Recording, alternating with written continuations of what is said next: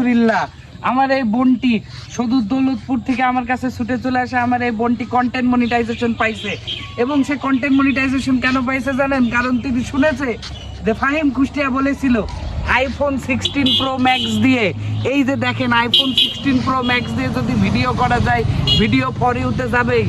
আর আমার এই বোনটি iPhone 16 pro max তার স্বামীর সাথে ঝগড়া করে, স্বামীর ভাত না দিয়ে, স্বামীর তালাক দিয়ে আইফোন 16 প্রো ম্যাক্স কিনে দিন রাত কষ্ট করে ভিডিও বানাইছে।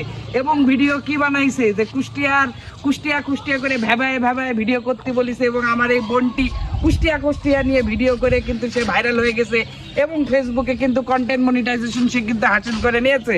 এবং সে কন্টেন্ট মনিটাইজেশন পায় অন্য কোথাও কিন্তু যায়নি, সে একমাত্র ছুটে চলে আসছে কি ফাহিম কুষ্টিয়ার কাছে। কারণ এই আপার পে আউট সেট আপ আর এই আপার কন্টেন্ট মনিটাইজেশন সেট আপ কিন্তু একমাত্র ফাহিম কুষ্টিয়া ছাড়া কিন্তু কেউ সেট আপ করতে পারবে না।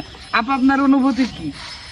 হ্যাঁ, আপার অনুভূতি অনেক ভালো, সে অনেক লজ্জা, সে শুধু ফেসবুকে কথা বলতে পারে, সে কিন্তু বাস্তবে কথা বলতে পারে না।